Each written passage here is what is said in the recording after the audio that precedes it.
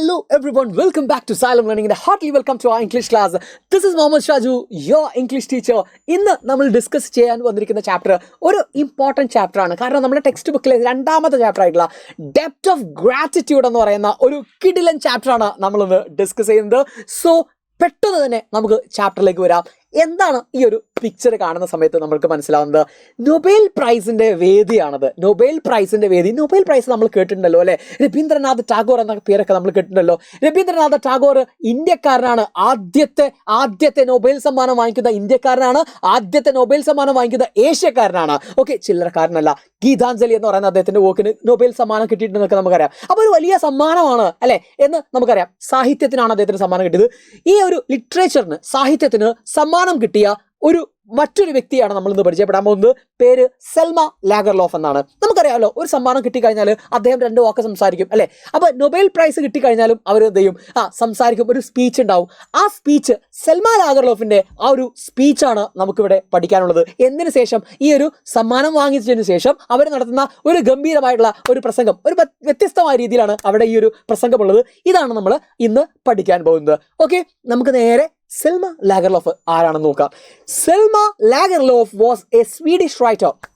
ഒരു Swedish writer ആണ്. ഇപ്പോൾ നമ്മൾ ഇന്ത്യൻ റൈറ്റർ എന്നൊക്കെ പറയില്ലേ, ബംഗാളി റൈറ്റർ എന്നൊക്കെ പറയില്ലേ, അതുപോലെ ഒരു സ്വീഡിഷ് റൈറ്റർ ആണ് ആര്? നമ്മുടെ Selma Lagerlof. She published first novel Gosta Berling Saga at the age of 33. നമുക്ക് വേണ്ട, അവൾക്ക് ഒരു പ്രത്യേകത ഞാൻ പറഞ്ഞുതരാം. She was the first woman to win the Nobel prize in literature which she was awarded in 1909. 1909 അവൾക്ക് ഈ ഒരു സമ്മാനം കിട്ടുന്ന സമയത്ത് അന്ന് വരെ ഒരു സ്ത്രീക്കും ഈ ഒരു സമ്മാനം കിട്ടിയില്ല. എന്ന് വെച്ചാൽ ആദ്യത്തെ സ്ത്രീയാണ്, ആദ്യത്തെ വനിതയാണ് അവര് എന്ത് കിട്ടുന്ന നൊബേൽ സമ്മാനം കിട്ടുന്ന ആദ്യത്തെ വനിതയാണ്. ഓക്കെ, ലിറ്ററേച്ചറിൽ കിട്ടുന്ന ആദ്യത്തെ വനിതയാണ്, സാഹിത്യത്തിൽ കിട്ടുന്ന ആദ്യത്തെ വനിതയാണ്. ഇനിയോ, additionally she was the first woman to be granted to the membership in the Swedish Academy in 1914. 1914 അവർക്ക് മറ്റൊരു പ്രത്യേകതയുണ്ട്. എന്താണെന്നറിയോ? ആദ്യത്തെ ഈ നൊബേൽ കമ്മിറ്റിയിലെ, നൊബേൽ സമിതിയിലെ, എന്ന് വെച്ചാൽ നൊബേൽ സമിതി എന്ന് പറഞ്ഞാൽ സ്വീഡിഷ് അക്കാദമിയാണ് ഇത് കൊടുക്കുന്നത്, നൊബേൽ സമ്മാനം കൊടുക്കുന്നത്.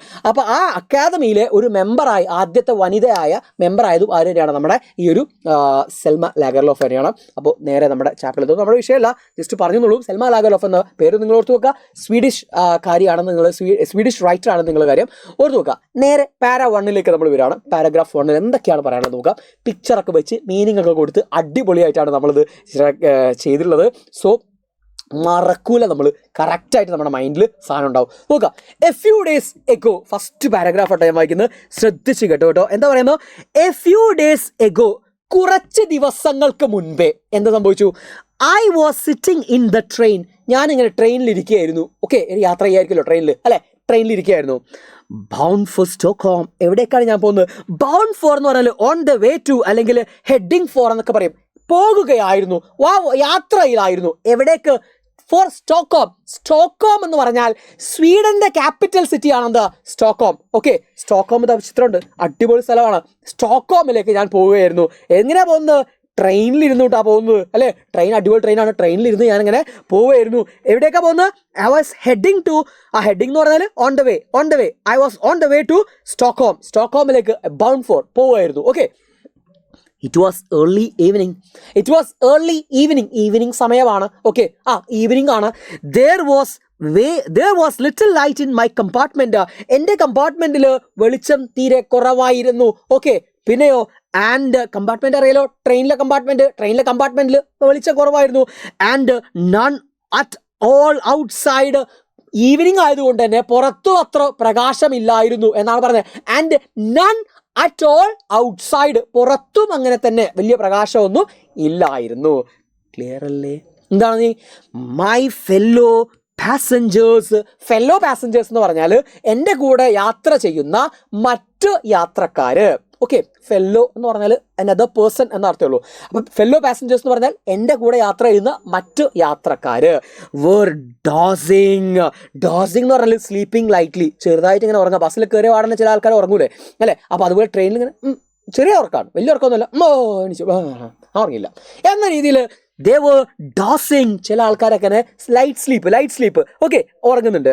And I was very quiet. ഞാൻ വളരെ ശാന്തനായിരിക്കുകയാണ്. ഐ വാസ് വെരി ക്വയറ്റ് അറിയാലോ അല്ലേ. Listening to the rattling of the train and I was listening to the rattling of the train and I was listening ശ്രദ്ധിക്കുകയായിരുന്നു ഞാൻ the rattling of the train. എന്തിനാ rattle എന്ന് പറഞ്ഞാൽ the noise consisting of quick repeated knocks അല്ലേ. എന്താ സംഭവം? ട്രെയിനിൻ്റെ പോകുന്ന ശബ്ദമാണ്. ട്രെയിൻ പോകുന്ന ശബ്ദത്ത് ഇങ്ങനെ കൃത്യമായ അത് DJ അല്ല, എന്താ ഇത് ട്രെയിൻ പോകുന്ന ശബ്ദമായിട്ട് കണക്കാക്കുക. അപ്പോൾ ആ സൗണ്ടിനാണ് നമ്മൾ എന്താ പറയുക റാറ്റ്ലിംഗ് ഓഫ് ദ ട്രെയിൻ എന്ന് പറഞ്ഞാൽ ആ ട്രെയിനിൻ്റെ ശബ്ദം ഞാൻ ഇങ്ങനെ കേട്ട് ശബ്ദം ഇല്ലാതെ ഞാനിങ്ങനെ ഇരിക്കുകയായിരുന്നു, യാത്ര ചെയ്യായിരുന്നു. ആര്? Selma Lagerlof. ഓക്കെ, അവരെ കൊണ്ട് പോയിക്കൊണ്ടിരിക്കുകയാണ്. സ്റ്റോക്ക്ഹോമിലേക്കാണ് സാർ പോകുന്നത് അല്ലേ. ഇനി അപ്പോൾ ഫസ്റ്റ് പാരഗ്രാഫ് സെറ്റ് അല്ലേ. രണ്ടാമത്തെ പാരഗ്രാഫ് നമുക്ക് നോക്കാം. യെസ്, എന്താ പറയുന്നത്?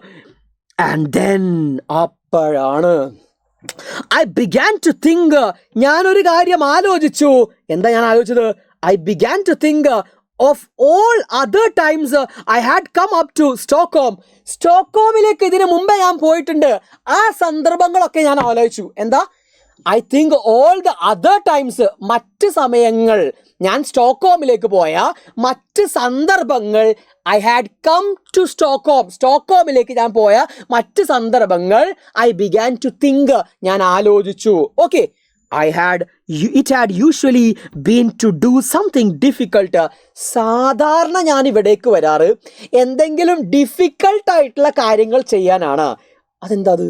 Such as to pass examination, പരീക്ഷ പാസ്സാവാൻ. ഓക്കെ, പരീക്ഷ എഴുതാൻ. ഇപ്പോൾ എറണാകുളത്തേക്കൊക്കെ നമ്മൾ പോകും, ചില ടെസ്റ്റുകളൊക്കെ അവിടെ ആയിരിക്കും, ചില പരീക്ഷയൊക്കെ അവിടെ ആയിരിക്കും. കോഴിക്കോട്ടേക്ക് നമ്മൾ പോകും, ചില പരീക്ഷകളൊക്കെ അവിടെ ആയിരിക്കും. അപ്പോൾ ഇതുപോലെ സ്റ്റോക്ക്ഹോമിലേക്ക് ഇതിന് മുമ്പേ ഞാൻ പോയിട്ടുണ്ട്. പക്ഷെ അതൊക്കെ കുറച്ച് ബേജാറുള്ള കാര്യങ്ങളാണ്. എന്താ കാര്യം? Such as to some difficult situations. ചില ഡിഫിക്കൽട്ട് സിറ്റുവേഷൻസ് ആണ് ഇപ്പോൾ ഇൻ്റർവ്യൂവിന് അല്ലെങ്കിൽ പരീക്ഷ പാസ്സാവാൻ. മനസ്സിലായില്ലേ? അത്ര എളുപ്പമുള്ള കാര്യമല്ലോ. ബിരിയാണി എന്നാൽ കോഴിക്കോട്ടേക്ക് പോകുന്നത് അത്ര നല്ല അടിപൊളി ചില്ലായിട്ടുള്ള കാര്യമാണ് അല്ലേ. ഇടയിലെ ഹോട്ടലിലൊക്കെ പോയിട്ട് നമ്മൾ നല്ല പഴംപൊരിയും, മനസ്സിലായില്ലേ? അപ്പോൾ അത്തരത്തിലുള്ളൊരു യാത്ര ആയിരുന്നില്ല അത്. സ്റ്റോക്ക്ഹോമിലേക്ക് ഞാൻ ഇടയ്ക്കിടയ്ക്ക് പോകാറുണ്ട്. എന്തിനു വേണ്ടിയിട്ടാണ്? ടു പാസ് ദ എക്സാമിനേഷൻ പാസ്സാവാൻ വേണ്ടിയിട്ടൊക്കെ പോയതൊക്കെ ഞാൻ ആലോചിച്ചു. ആൻഡ് നൗ, ഇപ്പോൾ I was coming to receive the prize in literature. ഇപ്പോൾ ഞാൻ വന്നിരിക്കുന്നത് എന്തിനാണ്? നൊബേൽ പ്രൈസ് വാങ്ങിക്കാനാണ്. ചില്ലറ കാര്യമല്ല. സാധാരണ ഞാൻ സ്കൂളിലേക്ക് പോകാറുണ്ട്. എങ്ങനെ? യെസ്, ഞാൻ സ്കൂൾ സാധാരണ ക്ലാസ്സിനും പരീക്ഷയ്ക്കൊക്കെ പോകാറുണ്ട്. പക്ഷേ ഇന്ന് ഞാൻ പോകുന്നത് ഫുൾ A+ കിട്ടിയതിന് സമ്മാനം വാങ്ങിക്കാനാണ് എന്ന് പറയുമ്പോൾ നമുക്കൊരു ഹാപ്പിനെസ് ഉണ്ടാവില്ലേ? ആ ഹാപ്പിനെസ്സോട് കൂടിയിട്ടാണ് ഇവിടെ പോകുന്നത്. I was coming to receive the prize in literature. ഇത് ചില്ലറ പ്രൈസ് അല്ല, ഇത് ലോകത്തിലെ ഏറ്റവും വലിയ പ്രൈസ് ആയിട്ടുള്ള നൊബേൽ സമ്മാനം വാങ്ങിക്കാനാണ് പോകുന്നത്. ട്രെയിനിലാണ് ഞാൻ പോകുന്നത്. ദാറ്റ് ടു എന്നുള്ള ഓതർ പറയാട്ടോ. അതിനും എന്തുണ്ട്? I thought would be difficult. അതും കുറച്ച് പ്രയാസമാണ്. ഇപ്പോൾ നമുക്കാണെങ്കിലും അല്ലേ, ഒരു വലിയ വേദിയിൽ കയറുക, എന്നിട്ട് അവിടുന്ന് ഒരു വയസ്സ് വാങ്ങിക്കുക, ആളുകളെയൊക്കെ നോക്കി സംസാരിക്കുക എന്നൊക്കെ പറയുമ്പോൾ ചെറിയൊരു ടെൻഷൻ ഉണ്ട്. ഇത്ര വലിയ സമ്മാനം കിട്ടാൻ പോവാണെന്ന് പറഞ്ഞാലും നമുക്കൊരു ചെറിയ ടെൻഷൻ ഉണ്ടാവും അല്ലേ. ഒരു സിനിമയിൽ കാണിക്കുന്നുണ്ട് ആ ഒരു ടെൻഷനും പറ്റിയിട്ടൊക്കെ. അപ്പോൾ ആ ഒരു പരിപാടി, ആ ഒരു ടെൻഷൻ ഇവരുണ്ടെന്ന് പറയുന്നു. ഒന്നുമില്ല, പാരഗ്രാഫിൽ പറഞ്ഞത് ഒന്നുകൂടെ സമറൈസ് ചെയ്യാം. ഞാൻ ആ സമയത്ത് ട്രെയിനിലിരിക്കുന്ന സമയത്ത് ഇതിന് മുമ്പേ സ്റ്റോക്ക്ഹോമിലേക്ക് പോയ കാര്യങ്ങളൊക്കെ ഞാൻ ചിന്തിച്ചു. അന്ന് സാധാരണ കുറച്ച് ഡിഫിക്കൽട്ടായുള്ള കാര്യങ്ങൾക്ക് പോയത് പരീക്ഷ പാസ്സാവാനും പറ്റും. ഇന്ന് പോകുന്നത് ഈ നൊബേൽ സമ്മാനം വാങ്ങിക്കാനാണ്. ചെറിയൊരു ടെൻഷൻ ഇപ്പോഴും ഉണ്ട്. കഴിഞ്ഞു. അടുത്ത സിമ്പിളാണ്. Third paragraph. Deep within me, എൻ്റെ ഉള്ളിൻ്റെ ഉള്ളിൽ, അതാണ് ഡീപ്പ് വിത്തിൻ മീ. ഓക്കെ, എന്താ ഉള്ളത്? However was a wondrous joy at receiving this prize. എൻ്റെ ഉള്ളിൻ്റെ ഉള്ളിൽ ഒരു നല്ല ഹാപ്പിനെസ് ഉണ്ട്. എന്തിന്? ഈ ഒരു സമ്മാനം വാങ്ങിക്കുന്നതിൽ, ഈ ഒരു സമ്മാനം കിട്ടുന്നതിൽ എനിക്കുള്ളിലൊരു സന്തോഷമൊക്കെ ഉണ്ട്. Okay, I try to dispel my anxiety by thinking. I try to dispel എന്ന് പറഞ്ഞാൽ ഡിസപ്പിയർ ചെയ്യുക. ഓക്കെ, ഡിസപ്പിയർ എന്ന് പറഞ്ഞാൽ എന്താ? ഡിസപ്പിയർ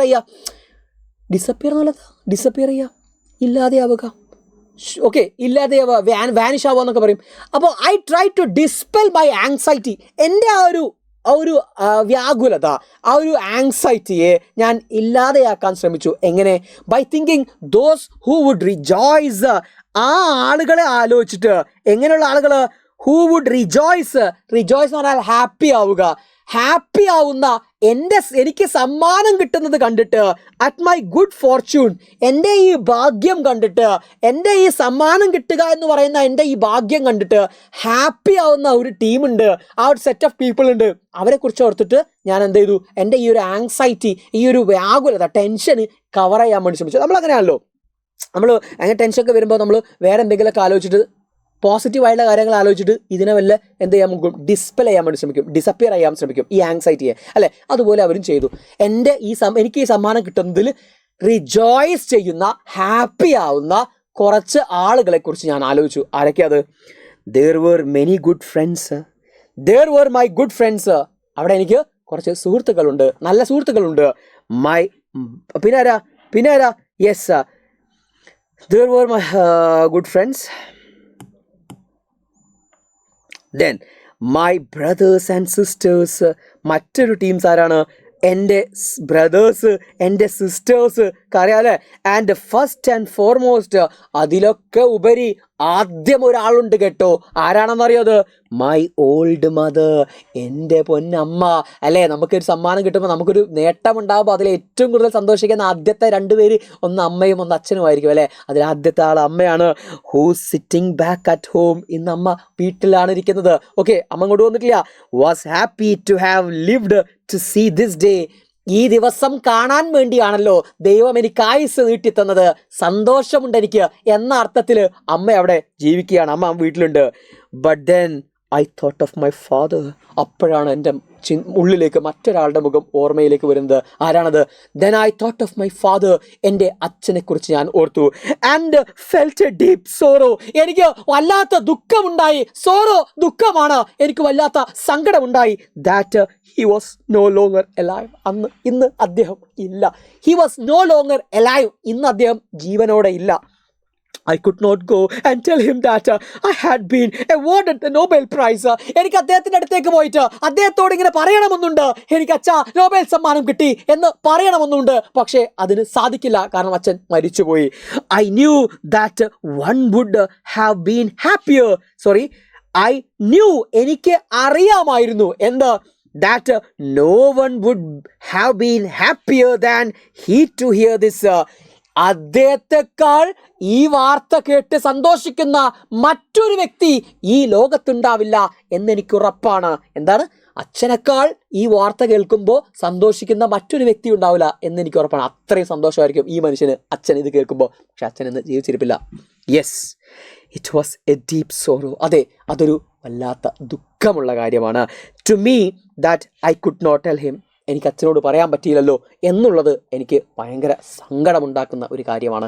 ഈ പ്രസംഗം, ഇത് പ്രസംഗമാണെന്ന് ഞാൻ പറഞ്ഞല്ലോ, അല്ലേ? 3 പാരഗ്രാഫ് കഴിഞ്ഞിട്ട് നമുക്ക് എവിടെ പ്രസംഗം എന്ന് മനസ്സിലായില്ല. ശരിക്കും ഇതിന് തുടക്കം പറയാത്തതാണ്. ഇതൊരു പ്രത്യേക രീതിയിലാണ്, ഇത് പ്രസംഗത്തിൻ്റെ രീതിയാണ്. ഓക്കെ, ഇത് പ്രസംഗിക്കുകയാണ് അവർ. ലാസ്റ്റ് നമുക്ക് മനസ്സിലാവുള്ളൂ, ഇത് പ്രസംഗമായിരുന്നു അല്ലേ എന്ന്. ഓക്കെ, അപ്പോൾ ഏതായാലും അതൊന്നും ആലോചിക്കേണ്ട. ഇവർ നമ്മളോടാണ് കഥ പറയുന്നത്, ആലോചിച്ചാൽ മതി. അവർ പറയാണ്, ട്രെയിനിൽ യാത്ര ചെയ്തുകൊണ്ടിരിക്കുമ്പോൾ അച്ഛനെക്കുറിച്ച് ഓർത്തു. അച്ഛനായിരിക്കും ഇത് കേൾക്കുമ്പോൾ ഏറ്റവും ഇഷ്ടമുണ്ടാവുക, സന്തോഷം ഉണ്ടാവുക. പക്ഷെ അച്ഛനിന്നില്ല, ദുഃഖമായിട്ട് എൻ്റെ മനസ്സിൽ നിൽക്കുകയാണത്. Para number 4. All rustle and bustle ceased, and the sound of the wheels became a soothing, peaceful melody. All the rustle and bustle എന്ന് പറഞ്ഞാൽ a large amount of activity or work, usually in a noisy surrounding. ഭയങ്കര ശബ്ദകോലങ്ങൾക്കിടയിൽ ഉള്ള ആ ഒരു എന്താ പറയുക, ഒച്ചയും ബഹളവും എന്നൊക്കെ പറയില്ല നമ്മൾ, അതൊക്കെ സീസ്ഡ്, ഇല്ലാതെയായി. Okay, and the sound of the wheels became soothing. ഇപ്പോൾ ആ എന്ന് പറയുന്ന ആ വീൽസിൻ്റെ സൗണ്ടൊക്കെ ഇപ്പോൾ ഒരു സൂത്തിങ് ആയിട്ടുണ്ട്. എന്ന് വെച്ചാൽ ഒരു കാമിങ് എഫക്റ്റ്, ഒരു എന്താ പറയുക, ആശ്വാസമായി മാറിയിട്ടുണ്ട്, ഒരു ആശ്വാസമായിട്ട് മാറിയിട്ടുണ്ട്. ഈ ഒരു പീസ്ഫുൾ മെലഡി പാട്ട് കേൾക്കുന്നത് പോലെ. ഓക്കെ, ഒരു മെലഡി കേൾക്കുന്ന പോലെ. അത്ര ഒരു എന്ന് വെച്ചാൽ നമ്മൾ കുറേ കേട്ട് കഴിഞ്ഞാൽ പിന്നെ നമുക്കതൊരു കുഴപ്പമില്ലാത്തൊരു രീതിയാവും, അല്ലേ? പിന്നെ അതില്ലാണ്ട് പറ്റില്ല. ട്രെയിൻ ഇറങ്ങിക്കഴിഞ്ഞാൽ എന്തൊരു ബുദ്ധിമുട്ട്, ട്രെയിനിൻ്റെ സൗണ്ട് കേൾക്കില്ലല്ലോ. അപ്പോൾ ആ ഒരു രീതിയിലേക്ക് ഇപ്പോൾ മാറിയിട്ടുണ്ട്. ഓക്കെ, ഇനിയോ the coaches no longer seem to run. അവൾ പറയാണ്, ഈ കോച്ചുകളൊന്നും എന്ന് വെച്ചാൽ ഈ ട്രെയിൻ ഇപ്പോൾ ഇതാണ് കോച്ച്, ഈ ട്രെയിൻ ഇപ്പോൾ ഈ കോച്ചസ് ഒന്നും ഇപ്പോൾ എന്തെങ്കില്ല. Yes, no longer seem to run എന്ന് വെച്ചാൽ ഇപ്പോൾ അത് ഓടാത്ത പോലെ എനിക്ക് തോന്നുന്നു. ഏതുപോലെ on the rails and sleepers. Rails എന്ന് പറഞ്ഞാൽ നിങ്ങൾക്ക് അറിയാം, റെയിൽ അല്ലേ? സ്ലീപ്പേഴ്സ് എന്ന് പറഞ്ഞിട്ട് ഈ കല്ല്, ഇങ്ങനെ വെച്ചിട്ടുള്ള കല്ലില്ലേ, ഈ റെയിൽ നിർത്തിയിട്ടിരിക്കുന്ന ഈ കല്ലില്ലേ, അതാണ് സ്ലീപ്പേഴ്സ് എന്ന് പറയാം. അതിൻ്റെ മേലെ അല്ല ട്രെയിൻ ഇപ്പോൾ ഓടുന്നതെന്ന് എനിക്ക് തോന്നുകയാണ്. എന്ന് വെച്ചാൽ അത്ര ഇപ്പം നമ്മൾ പറയില്ലേ റോട്ടിൻ്റെ മേലെ കൂടെ ഇങ്ങനെ ബൈക്കൊക്കെ വളരെ സ്പീഡിൽ പോകുമ്പോൾ അല്ലെങ്കിൽ കാറൊക്കെ സ്പീഡ് പോകുമ്പോൾ തൊട്ടില്ല എന്നുള്ള രീതിയിൽ പോകും.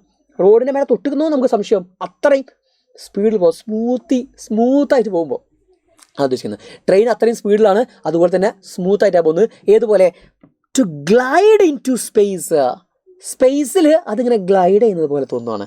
ഓക്കെ, തെന്നിപ്പോകുന്നത് പോലെ എനിക്ക് തോന്നുന്നു. വളരെ വേഗത്തിലാണ്, ഒന്നും കേൾക്കുന്നില്ല. ആ ശബ്ദമൊക്കെ ഇപ്പോൾ യൂസ്ഡ് ആയി, അടിപൊളിയായിട്ട് ട്രെയിൻ അങ്ങനെ പോവാണ്. അപ്പോൾ ഇങ്ങനെ സ്പേസ് എന്നൊക്കെ പറയുമ്പോൾ അതിങ്ങനെ പറക്കും തലയ്ക്ക് പോയിട്ട് അങ്ങനെ ഇവിടെ എത്തി. അതൊരു ആംബിയൻസ് ഉണ്ടാക്കി തരാം നമുക്ക്. ഇത് ഇപ്പോൾ റെയിലിൻ്റെ മേലെയല്ല, അത് ആകാശത്തേക്ക് ഇങ്ങനെ ഒരു വിമാനം പോലെ പറന്ന് പോവുക എന്നൊക്കെ പറഞ്ഞിട്ട് നമുക്ക് അച്ഛൻ്റെ അടുത്തേക്ക് അദ്ദേഹം ഒരു യാത്ര ചെയ്യാണ് സങ്കല്പത്തിൽ. ഓക്കെ, അതിൻ്റെ ഒരു ആംബിയൻസ് ഉണ്ടാക്കി തരാണ് ഇവിടെ ചെയ്യുന്നത്. ഒന്നുമില്ല, പാരഗ്രാഫ് കുഞ്ഞു പാരഗ്രാഫാണ്. പറയുന്നു ശബ്ദകോലാഹലങ്ങളൊക്കെ കെട്ടടങ്ങി. ഇതിപ്പോൾ ആ ട്രെയിനിൻ്റെ ശബ്ദം എനിക്കൊരു സൂത്തിങ് എഫക്റ്റായി മാറി, ഒരു മെലഡി കേൾക്കുന്നത് പോലെയായി. ഇപ്പോൾ എൻ്റെ കോച്ചുകൾ ട്രെയിനിൽ പോകുമ്പോൾ സ്വാഭാവികമായിട്ടും കുറേ കഴിഞ്ഞാൽ നമുക്ക് ഇത് യാത്ര ചെയ്യുന്നുണ്ടോ എന്ന് പോലും നമ്മൾ അറിയില്ല അല്ലേ. ചിലപ്പോൾ ചില ട്രെയിനൊക്കെ ഇങ്ങോട്ട് പാസ് ചെയ്യുമ്പോഴായിരിക്കും അയ്യോ നമ്മൾ അത്ര സ്പീഡിലാണ് പോകുന്നത് എന്നൊക്കെ നമുക്ക് തോന്നുക. അപ്പോൾ അതുപോലെ ഒരു എന്താ പറയുക, ഇതിൻ്റെ സഞ്ചാരം ഒരു ഗ്ലൈഡിങ് പോലെ സ്പേസിലൂടെ ഇങ്ങനെ തെന്നിപ്പോകുന്നത് പോലെ എനിക്ക് തോന്നുകയാണ് എന്ന് പറയുന്നു. I sat there and thought how much I should like to see my old father again. ഞാൻ അവിടെ ഇങ്ങനെ ആലോചിക്കുകയാണ്, എത്ര ആഗ്രഹം ഉണ്ടെന്നറിയോ എനിക്ക് എൻ്റെ അച്ഛനെ, ആ പൊന്നച്ഛനെ ഒന്ന് കാണാൻ എനിക്ക് എത്ര ആഗ്രഹം ഉണ്ടെന്നറിയോ. എൻ്റെ ഓൾഡ് ഫാദറിനെ ഒന്നുകൂടെ കാണാൻ എനിക്ക് എത്ര ആഗ്രഹം ഉണ്ടെന്നറിയോ. So light and soundless was the movement of the train that I could hardly imagine I was on this hearth. വളരെ ലൈറ്റായിട്ട് വളരെ സൗണ്ട്ലെസ് ആയിട്ടാണ് ഈ ട്രെയിൻ ഇപ്പോൾ സഞ്ചരിച്ചുകൊണ്ടിരിക്കുന്നത്. അപ്പോൾ എനിക്ക് തോന്നുകയാണ് ശരിക്കും ഞാൻ ഭൂമിയിൽ തന്നെയാണോ ഇപ്പോൾ, ഞാനൊരു പാരച്യൂട്ടിലോ അല്ലെങ്കിൽ വിമാനത്തിലോ മറ്റോ പറന്നു പോവുകയാണോ എന്നെനിക്ക് തോന്നുകയാണ്. And so I began to daydream. അപ്പോൾ സാധാരണ നമ്മൾ ക്ലാസ്സിലൊക്കെ ചെയ്യുന്ന സാധനമല്ലേ ഡേ ഡ്രീം അല്ലേ, ഇങ്ങനെ ആലോചിക്കും, എന്താണ് സങ്കല്പിക്കുക, ദിവാസ്വപ്നം കാണുക, പകൽ സ്വപ്നം കാണുക. ഞാൻ ഡേ ഡ്രീം തുടങ്ങി.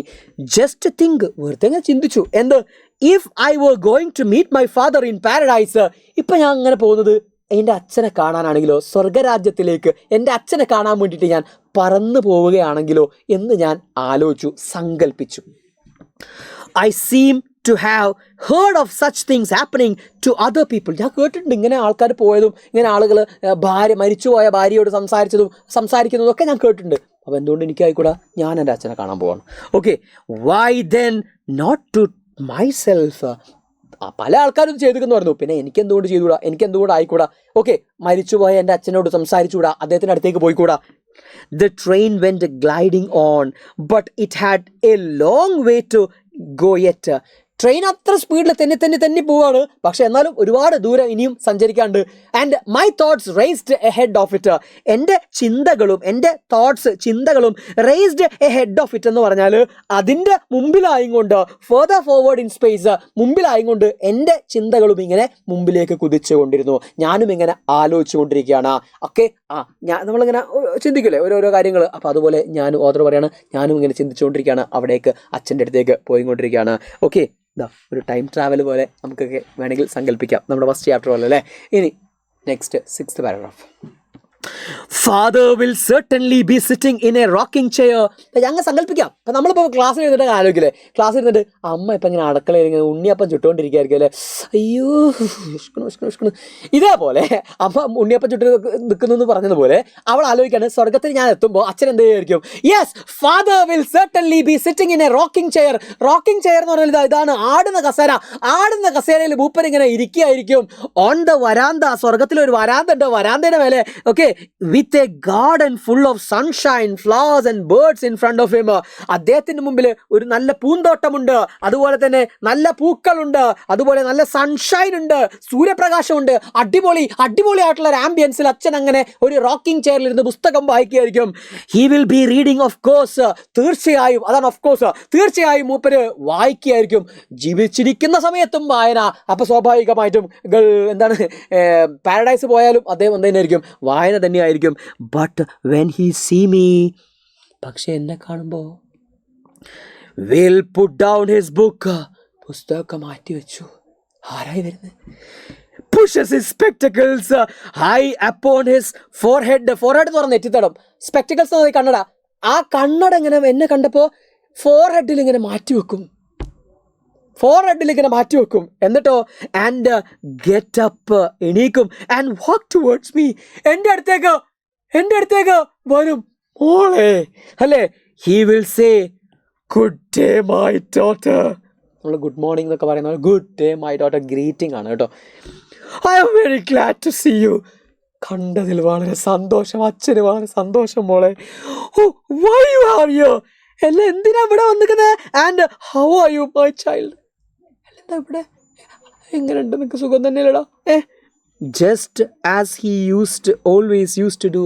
സാധാരണ മൂപ്പർ ഇങ്ങനെ ചോദിക്കാറ്. ആ ചോദിക്കുന്ന അതേ ചോദ്യങ്ങൾ അവിടെ എത്തിയാലും ചോദിക്കും എന്നോട്. ഓക്കെ, അച്ഛനമ്മമാരങ്ങനെ സുഖമല്ലേടാ അല്ലേ, അല്ലെങ്കിൽ പല കുശലങ്ങളും നമ്മൾ ചോദിക്കുക, ഭക്ഷണമൊക്കെ കഴിച്ചിരുന്നു എന്നൊക്കെ നമ്മൾ ചോദിക്കാറില്ലേ സാധാരണ സ്കൂളിലൊക്കെ പോയി വന്നുമ്പോൾ. എന്തിനാണ് ഡെയിലി ഇങ്ങനെ ചോദിക്കുന്നത്? അമ്മമാരും അച്ഛന്മാരും അങ്ങനെയാണ്. ഓക്കെ, നമ്മളെക്കുറിച്ച് എപ്പോഴും അവർക്ക് ചില കൺസേൺസ് ഉണ്ടായിരിക്കും. അപ്പോൾ സ്വർഗ്ഗരാജ്യത്ത് പോയി കഴിഞ്ഞാലും എൻ്റെ അച്ഛൻ എന്നോട് ചോദിക്കുന്ന ചില ചോദ്യങ്ങൾ ഇതായിരിക്കും എന്ന് അവൾ സങ്കല്പിക്കുകയാണ് കേട്ടോ. He will settle again in his rocking chair എന്നും പറഞ്ഞിട്ട് അദ്ദേഹം പിന്നെയും ആ കസേരയിൽ പോയിരിക്കും. എന്നിട്ടോ and only then begin to wonder why I have come into him to see him. എന്തിനായിരിക്കും ഇവള് എന്നെ കാണാൻ ഇപ്പോൾ ഇവിടെ വന്നിട്ടുണ്ടാവുക എന്നിങ്ങനെ അദ്ദേഹം വണ്ടർ ചെയ്യും. You are sure there is nothing amiss എന്ന് പറഞ്ഞാൽ നോട്ട് ക്വൈറ്റ് റൈറ്റ്, ഇൻഅപ്രോപ്രിയേറ്റ് എന്നൊക്കെ പറയില്ലേ.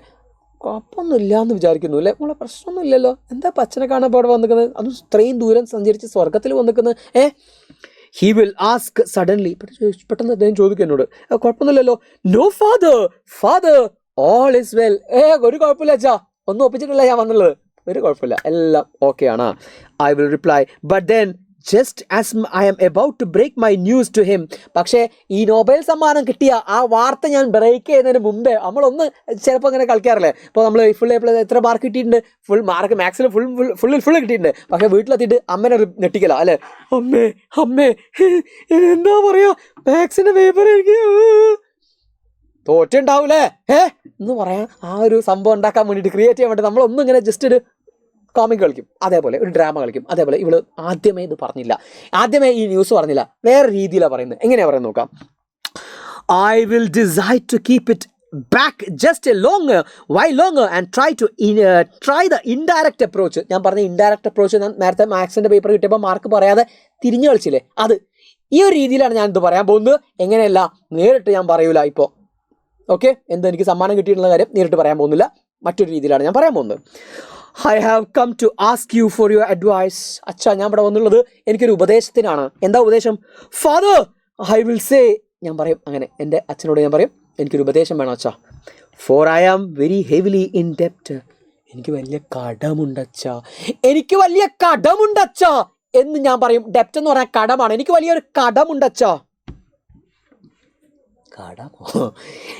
I am afraid you will not get much help from me in this matter. Father will reply. അച്ഛൻ പറയും, മോളെ കാട്ടോ, ഞാൻ ഈ സ്വർഗത്തിലുള്ള ഞാൻ എന്ത് ചെയ്യാനാണ്, നിനക്ക് എൻ്റെ കയ്യിൽ നിന്നും ഒരു സഹായം കിട്ടുമെന്ന് എനിക്ക് തോന്നുന്നില്ല. കാരണം ഇവിടെ പൈസ ഒന്നുമില്ല, കറൻസി ഒന്നുമില്ല, സ്വർഗത്തിലല്ലേ അല്ലേ.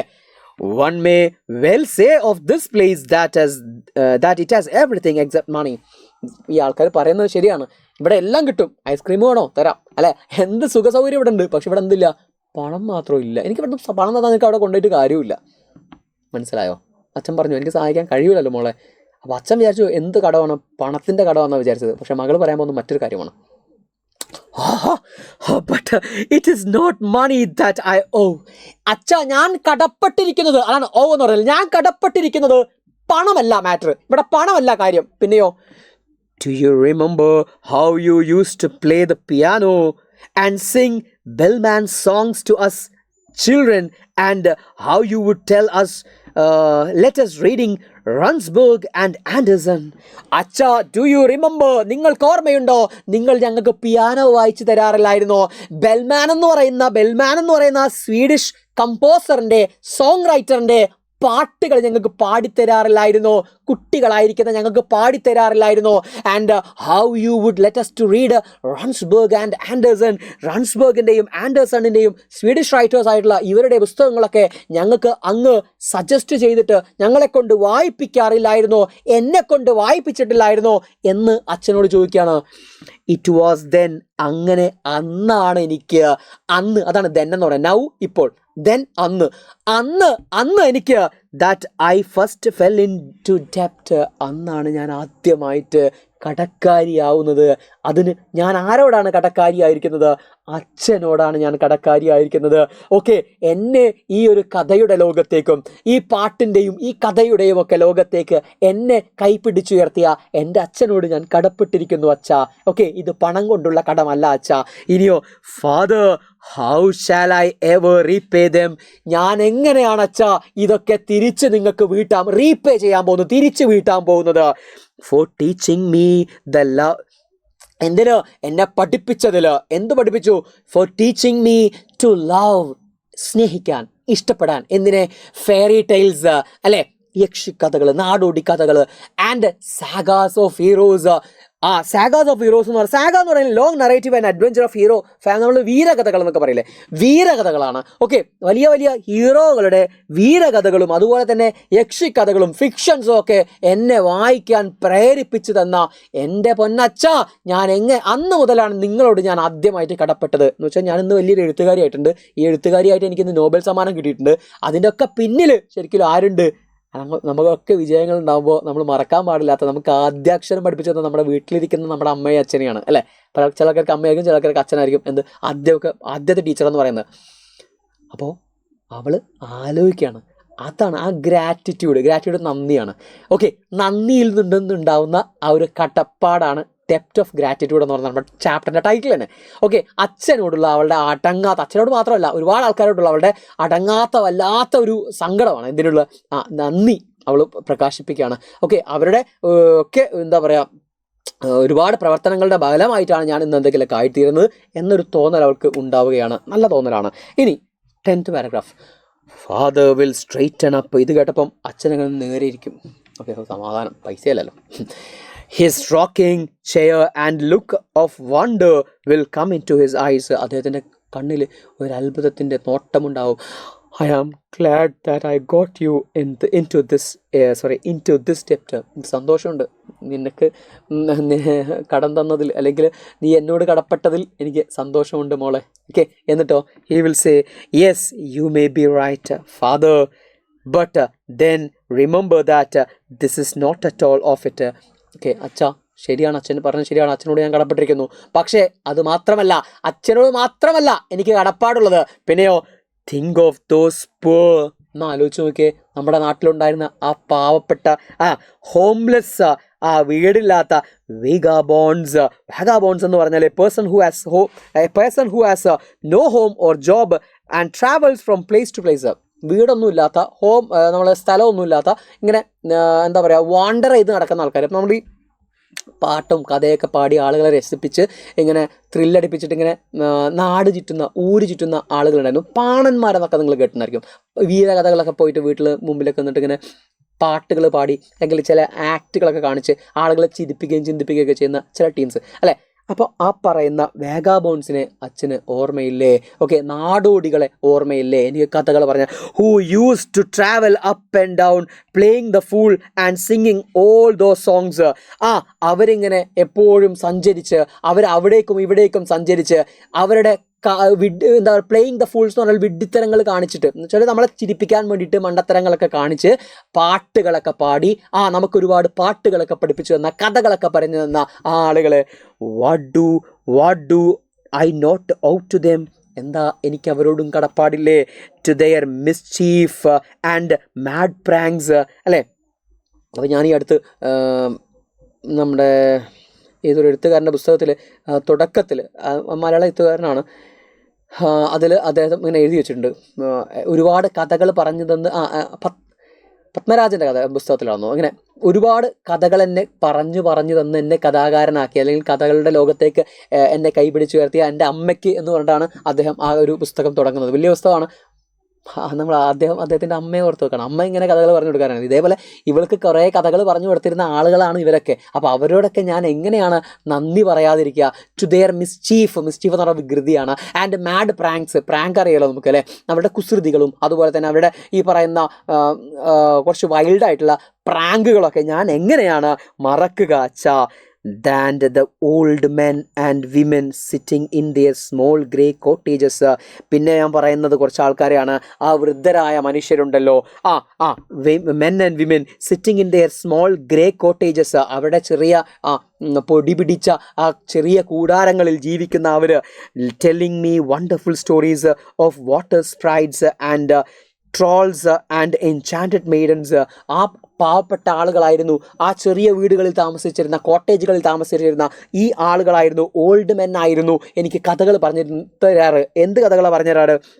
ഓഫ് വാട്ടർ സ്പിരിറ്റ്സിൻ്റെയും അതുപോലെ തന്നെ ട്രോൾസിൻ്റെയും എൻചാൻറ്റഡ് മെയ്ഡൻസിൻ്റെയും ഒക്കെ കഥകൾ. നല്ല രസമാണ്. നമ്മൾ നാട്ടിൽ പറയുമ്പോൾ യക്ഷിക്കഥകൾ, കുട്ടിച്ചാത്തൻ്റെ കഥകൾ, അല്ലെങ്കിൽ അത്തരത്തിലുള്ള കുറേ നമ്മുടെ എന്താണ് മോഹൻലാലിൻ്റെ സിനിമയിലായിരുന്നു, എന്തായിരുന്നു, ഒടിയൻ്റെ കഥകൾ, ഇങ്ങനെയുള്ള കഥകളൊക്കെ കേൾക്കുമ്പോൾ നമുക്ക് ഭയങ്കര ഇൻട്രസ്റ്റ് ആണ്. അല്ല അത് കൊള്ളാലോ.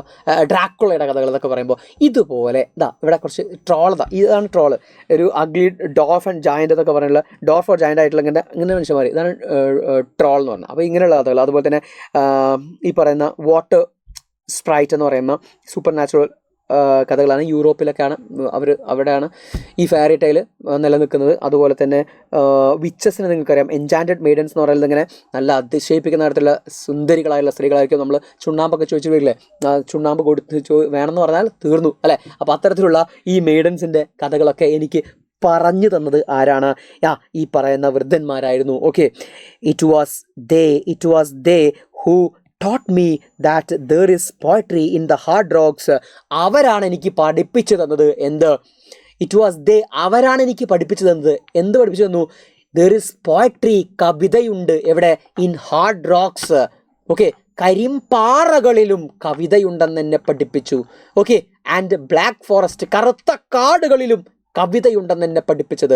ഓക്കെ, ഇഷ്ടപ്പെടണം, അതിനും ഭംഗിയുണ്ടെന്ന് എന്നെ പഠിപ്പിച്ചത്, അതിലും ജീവനുണ്ടെന്ന് എന്നെ പഠിപ്പിച്ചത് ഇവരാണ്. ഓക്കെ, പിന്നെയോ ആൻഡ് ഐ ആം ഇൻ ഡെപ്റ്റ്, ഞാൻ കടപ്പെട്ടിരിക്കുന്നു. ആരോട്? നോട്ട് ഓൺലി ടു പീപ്പിൾ, ആളുകളോട് മാത്രമല്ല അച്ഛാ. ആളുകൾ മാത്രമല്ല, പിന്നെയോ there is the whole of nature as well, ഈ കണ്ട പ്രകൃതിയോട് മുഴുവനും ഞാൻ കടപ്പെട്ടിരിക്കുന്നു അച്ഛാ. Okay, the animals that walk on earth, ഈ ഭൂമിയിലൂടെ നടക്കുന്ന മൃഗങ്ങളോട്, the birds in the sky, the trees and the flowers, they have all told me some of their secrets. ഈ കണ്ട മൃഗങ്ങൾ, അപ്പോൾ നമുക്കൊരു എഴുത്തുകാരന് അല്ലെങ്കിൽ ഒരു നല്ല ഒരു ആസ്വാദകനാണെങ്കിൽ പോലും നമുക്ക് നല്ല ഒരു തുറന്ന കണ്ണുകളും തുറന്ന കാതുകളും ഉണ്ടായാൽ മതി. എന്ന് വെച്ചാൽ നമുക്ക് ഈ ലോകത്തിൻ്റെ സൗന്ദര്യം, ഈ നേച്ചറിൻ്റെ ബ്യൂട്ടി ആസ്വദിക്കണമെങ്കിൽ നമുക്ക് ആദ്യം വേണ്ട എന്താണ്? ഈ കിളികളുടെയൊക്കെ കരച്ചിൽ കേൾക്കാനും അതുപോലെ തന്നെ കാഴ്ചകൾ കാണാനും ഒക്കെയുള്ള മഴയെയും ഒക്കെ കണ്ട് ആസ്വദിക്കാനുള്ളൊരു തുറന്ന കണ്ണുകളും കാതുകളും വേണം. അപ്പോൾ അങ്ങനെയെങ്കിൽ നേച്ചറും നമ്മൾ ഒരുപാട് കാര്യങ്ങൾ പഠിപ്പിക്കുന്നുണ്ട്. അതാണ് നമ്മളെ എഴുത്തിൽ വരുന്നത്, അതാണ് നമ്മുടെ ചിത്രം വരയിൽ വരുന്നത്. മനസ്സിലായില്ലേ? അപ്പോൾ ആ ഒരു കാര്യത്തോട് ഞാൻ പ്രകൃതിയോടും കടപ്പെട്ടിരിക്കുകയാണ് അച്ഛാ. വലിയൊരു പാരഗ്രാഫാണ്, 10th പാരഗ്രാഫ്. അടിപൊളിയായിട്ട് നിങ്ങൾക്ക് മനസ്സിലായി എന്ന് വിചാരിക്കുന്നു.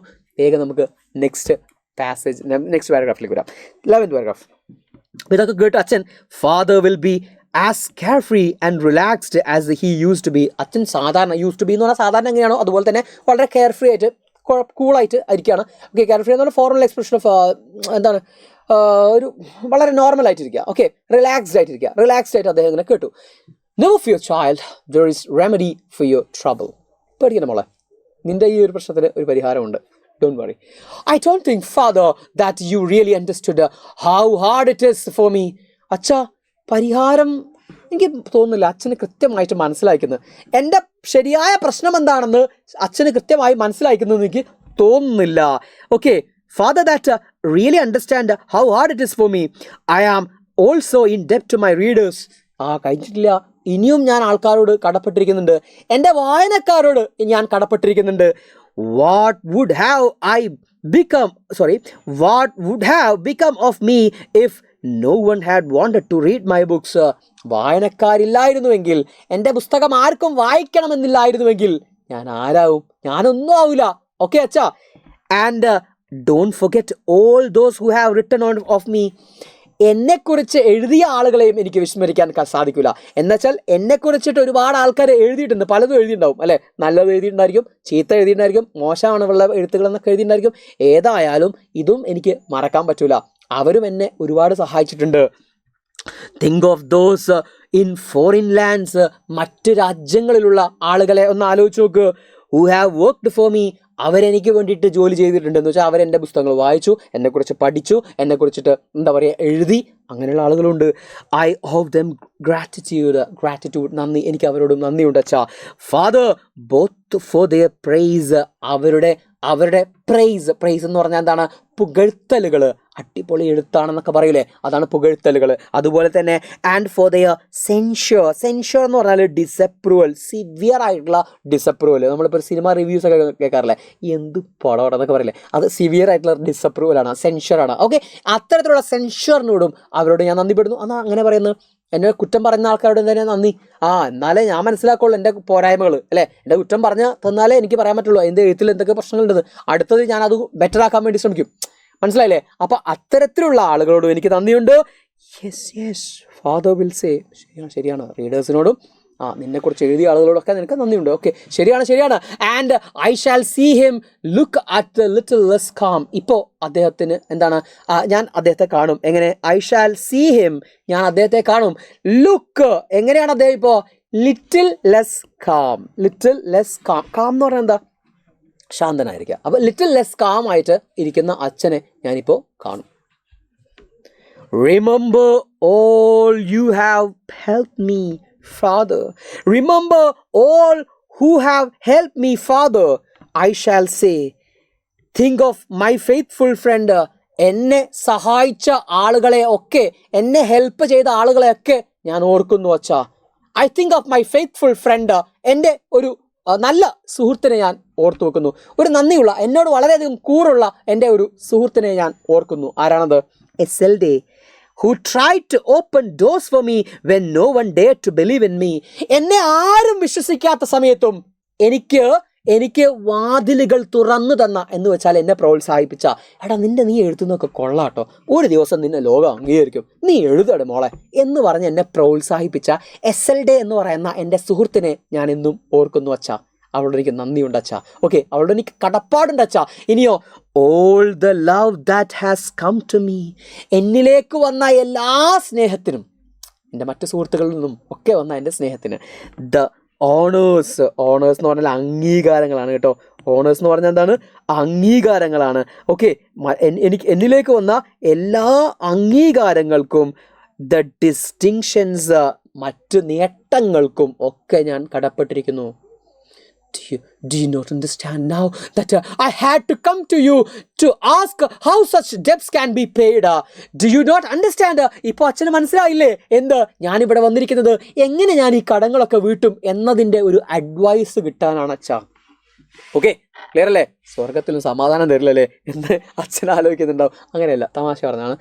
അച്ഛനോട് വളരെ സീരിയസ് ആയിട്ട് ഒരു കാര്യം, നമുക്ക് പറയാനുള്ള ചില കാര്യങ്ങൾ നമ്മുടെ ഭ്രാന്ത് കേൾക്കാൻ ഒരാളുണ്ടാവും അല്ലേ. മിക്കവാറും അത് അച്ഛന്മാരോ അല്ലെങ്കിൽ അമ്മമാരോ ആയിരിക്കും. ഇപ്പോൾ ആൺകുട്ടികൾക്കാണെങ്കിൽ പ്രത്യേകിച്ച് അമ്മ ആയിരിക്കും, ചിലപ്പോൾ പെൺകുട്ടികൾക്കാണെങ്കിൽ അച്ഛൻ, ചിലപ്പോൾ ബ്രദേഴ്സൊക്കെ ഉണ്ടാവും, കുറച്ച് ഡിസ്റ്റൻസ് ഒക്കെ ഉള്ള ബ്രദേഴ്സൊക്കെ ആണെങ്കിൽ ഇങ്ങനെ നമ്മുടെ അല്ലെങ്കിൽ നമ്മുടെ ഫ്രണ്ട്സൊക്കെ ഉണ്ടാവും. ചിലപ്പോൾ നമ്മുടെ എന്ത് പറഞ്ഞാലും കേൾക്കാൻ പറ്റുന്ന ആൾക്കാർ അവിടെ ലാഗലോഫിൻ്റെ അച്ഛനോടാണ് ഈ പറയുന്ന കാര്യങ്ങളൊക്കെ. പുറത്തുനിന്ന് നമ്മൾ കേൾക്കുമ്പോൾ ആയിരിക്കും ഇവളെന്തൊക്കെയായി പറയുന്നത്, എന്ത് കടവും അല്ലേ, നമുക്ക് എന്ത് കടം. അവളവളുടെ കൺസേൺ പറയണം. ഇതാ പ്രസംഗത്തിലെ ഭാഗമാണ്, പ്രസംഗത്തിൽ നാട്ടുകാരോട് പറയണം. ഓക്കെ, നല്ല രീതിയിലല്ലേ എൻ്റെ നന്ദി ഞാൻ ഈ പ്രസംഗത്തിൽ ഈ ഒരു രീതിയിൽ അച്ഛനോട് ഞാൻ പറഞ്ഞു, അച്ഛനായുള്ള സംഭാഷണം എന്നൊക്കെ പറഞ്ഞിട്ട് പറയുമ്പോൾ ഒരു ഇൻഡയറക്റ്റ് രീതിയിൽ പറയല്ലേ. സാധാരണ ഇപ്പോൾ നമുക്ക് വേണമെങ്കിൽ പറയാം, എനിക്ക് എല്ലാവരോടും കടപ്പാടുണ്ട്, എന്നെ പ്രോത്സാഹിപ്പിച്ച, എൻ്റെ എഴുത്തിന് വിമർശിച്ച ആളോടൊക്കെ ഞാൻ അങ്ങനെ പറയാതെ മറ്റൊരു രീതിയിൽ അവൾ പറഞ്ഞു വെക്കാണ് ഇവിടെ ചെയ്യുന്നത്. Okay, next 13th paragraph. Father has lowered his head, അച്ഛനിപ്പോൾ തല താഴ്ത്തും. And does not look so hopeful anymore, ഇപ്പോൾ അദ്ദേഹത്തിനൊരു പ്രതീക്ഷയില്ലാത്തതുപോലെ തോന്നുന്നു. ഐ അഗ്രി ഡോട്ടർ, ഞാൻ സമ്മതിക്കുന്നു മോളെ, ശരിയാണ്, നിനക്ക് വലിയ കടപ്പാടുണ്ട് കേട്ടോ. It is not going to be easy to find help for you, but surely there is nothing more you owe anyone. വലിയ എളുപ്പമുള്ള കാര്യമല്ല നിൻ്റെ ഈ ഒരു പ്രശ്നത്തിനുള്ള പരിഹാരം എന്ന് പറഞ്ഞാൽ, അല്ലെങ്കിൽ നിന്നെ സഹായിക്കാമെന്ന് പറഞ്ഞാൽ അതൊരു എളുപ്പമുള്ള കാര്യമല്ല. ശരിയാണ്, നീ പറഞ്ഞൊക്കെ ശരിയാണ്. പക്ഷെ എനിക്കൊന്നും ഇതിൽ കൂടുതൽ ഇപ്പം വേറെ ആരോടും നന്ദി ഇല്ലല്ലോ നിനക്ക്, അല്ലെങ്കിൽ കടപ്പാടില്ലല്ലോ നിനക്ക്, നന്ദിയില്ലല്ലോ എന്നല്ല, കടപ്പാടില്ലല്ലോ നിനക്ക് എന്ന് അദ്ദേഹം പറഞ്ഞു. നമ്മളെ ആലോചിച്ചൊക്കെ ഇനിയിപ്പോൾ ആരോടുള്ളത്? അമ്മ പറഞ്ഞു, ബ്രദേഴ്സിന് പറഞ്ഞു, അച്ഛനോട് പറഞ്ഞു അല്ലേ, റീഡേഴ്സ് ഫ്രണ്ട്സൊക്കെ ആയി അല്ലേ, എഴുത്ത് വിമർശിച്ച ആൾക്കാർ, പ്രോത്സാഹിപ്പിച്ച ആൾ, പ്രൈസ് ചെയ്ത ആൾക്കാരൊക്കെ, ഇനിയിപ്പോൾ ആരോടാ? ഇതല്ല വേറെ സാധനം നമുക്കറിയാം അല്ലേ. ഏതാത്? Yes, Father, I have found it difficult enough to bear all that out before, but my biggest debt has not yet come. അച്ഛാ, ഈ പറഞ്ഞതൊക്കെ എനിക്ക് വലിയ ഡിഫിക്കൽട്ടായിട്ടുള്ള കടപ്പാട് തന്നെയാണ്. പക്ഷേ അതിലൊക്കെ ഏറ്റവും വലിയ ഡിഫിക്കൽട്ടായിട്ടുള്ള കടപ്പാടിനെ കുറിച്ച് ഞാൻ പറഞ്ഞിട്ടില്ല. അത് വരാൻ പോകുന്നേ ഉള്ളൂ. ദാറ്റ് ഇസ് അതേതാ നിങ്ങൾ പറയും, ഏതാ? നൊബേൽ പ്രൈസ് അല്ലേ? നൊബേൽ പ്രൈസ് കിട്ടിയല്ലേ? That is why I had to come to you for advice. അതിന് വേണ്ടിയിട്ടാണ് ഇപ്പോൾ സത്യം പറഞ്ഞാൽ ഞാൻ വന്നത്.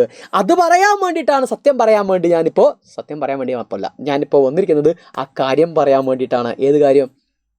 നൊബേൽ പ്രൈസ് കിട്ടിയ കാര്യം. അത് നേരിട്ട് പറഞ്ഞില്ല കേട്ടോ. I cannot understand how could still more. എനിക്ക് മനസ്സിലാവുന്നില്ല. ഇനിയും എങ്ങനെയാണ് നിനക്ക് കടപ്പാട്? ആരോടാ? Father will say, oh yes, I will reply. ഞാൻ പറയും, yes ഉണ്ടച്ചാ, and then I will tell him about this. അപ്പോഴാണ് ഞാൻ ഈ പറയുന്ന കാര്യം അദ്ദേഹത്തെ ധരിപ്പിക്കുക. ഞാൻ ഈ സമ്മാനത്തിൻ്റെ കാര്യം ഞാൻ അദ്ദേഹത്തെ പറയുക. ഓക്കെ, നൊബേൽ പ്രൈസ് കിട്ടിയ കാര്യം ഞാൻ അദ്ദേഹത്തോട് ഞാൻ പറയും. I just cannot believe the academy.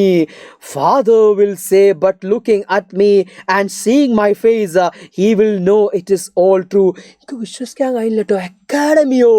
പക്ഷേ എൻ്റെ മുഖമൊക്കെ കണ്ടപ്പോൾ ഞാൻ സത്യമാണ് പറയുന്നതെന്ന് അദ്ദേഹത്തിന് ബോധ്യപ്പെടും. ഓക്കെ, ഞാൻ പറയുന്നത് സത്യമാണെന്ന് അദ്ദേഹത്തിന് എൻ്റെ ആ ഒരു ബോഡി ലാംഗ്വേജോ ഒക്കെ കണ്ടിട്ട് അദ്ദേഹത്തിന് മനസ്സിലാവും. ശരിയായ വിശ്വസിക്കാനില്ല, എൻ്റെ മുഖം കിട്ടിയല്ലേ. Okay, and then every wrinkle on his face. wrinkle എന്ന് പറഞ്ഞാൽ ചുളിവാണ്. അദ്ദേഹത്തിൻ്റെ മുഖത്തുള്ള എല്ലാ wrinkle ചുളിവിലും on his face will tremble. അതിങ്ങനെ വിറക്കാൻ തുടങ്ങും. വയസ്സായുള്ള ആൾക്കല്ലേ, അപ്പോൾ വിറക്കും. ആൻഡ് ടിയേഴ്സ്, കണ്ണുനീര് will come into his eyes. കണ്ണിലേക്ക് കണ്ണുനീർ വരും എന്ന് വെച്ചാൽ കണ്ണ് നിറയുമെന്നർത്ഥം. Think, Father, it is not only honor and the money they are bestowing on me. അച്ഛാ, അതൊരു ഞാൻ ആലോചിക്കുന്നത് അതെന്തല്ല, it is not only a honour, അതൊരു അംഗീകാരം, ബഹുമതി മാത്രമല്ല. ആൻഡ് മണി, പണവും കിട്ടും. പണവും മാത്രമല്ല, പിന്നെ എന്താ?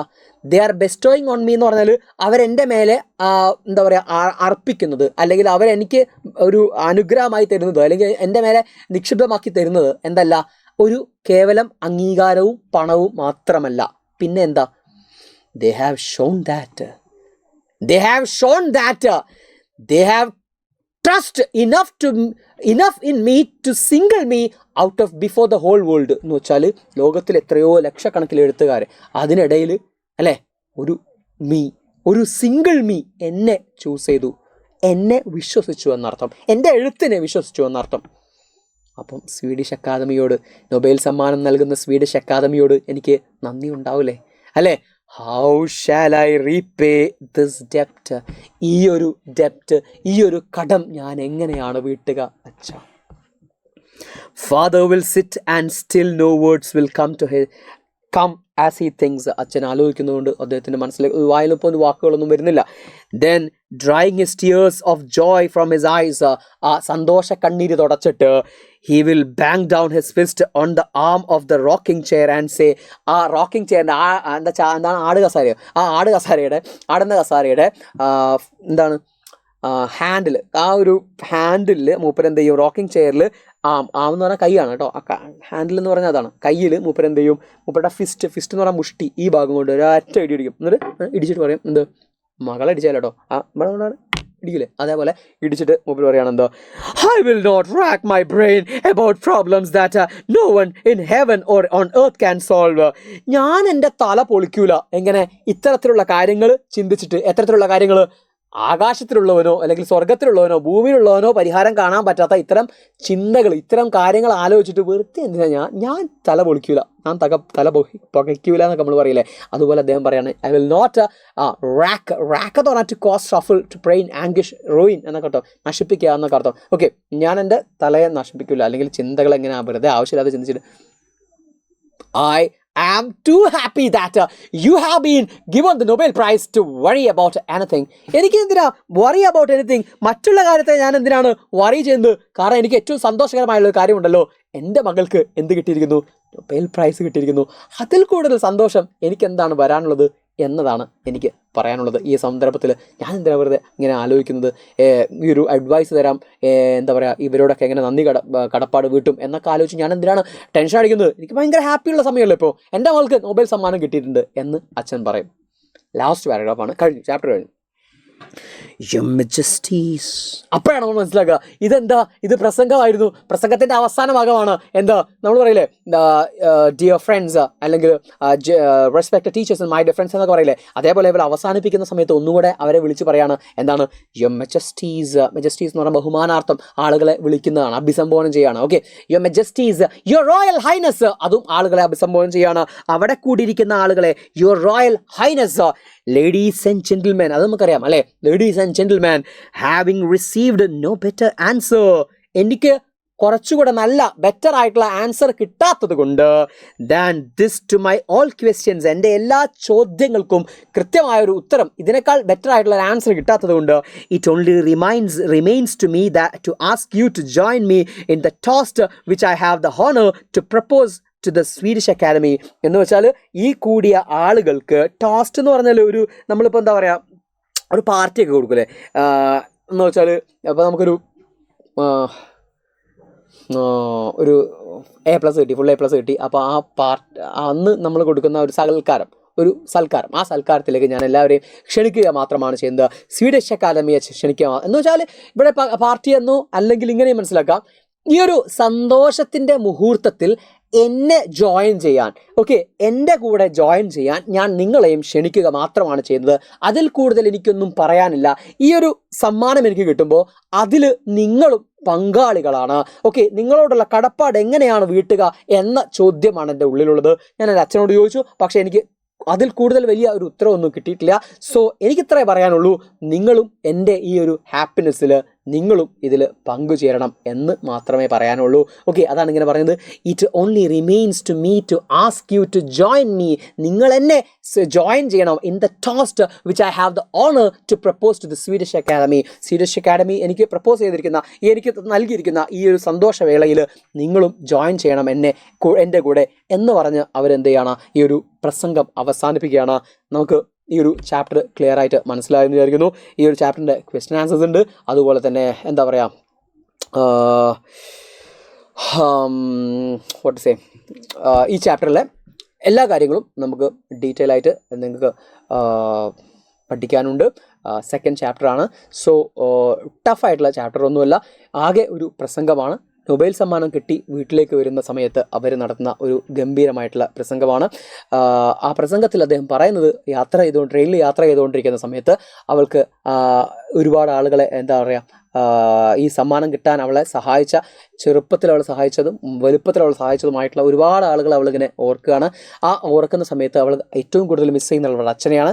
കാരണം അച്ഛൻ മരിച്ചു പോയിട്ട് ആ അച്ഛനെ എന്താ പറയുക, ഒന്ന് സ്വർഗത്ത് പോയിട്ട് കണ്ട് സംസാരിക്കുന്നതായിട്ട് അവൾ സങ്കല്പിക്കുകയാണ്. ആ സംഭാഷണം അല്ലെങ്കിൽ അച്ഛനുമായുള്ള സംഭാഷണം ഒക്കെ അവൾ എന്ത് ചെയ്യാണ്, ഇവിടെ പ്രസംഗത്തിൽ പറയുകയാണ്.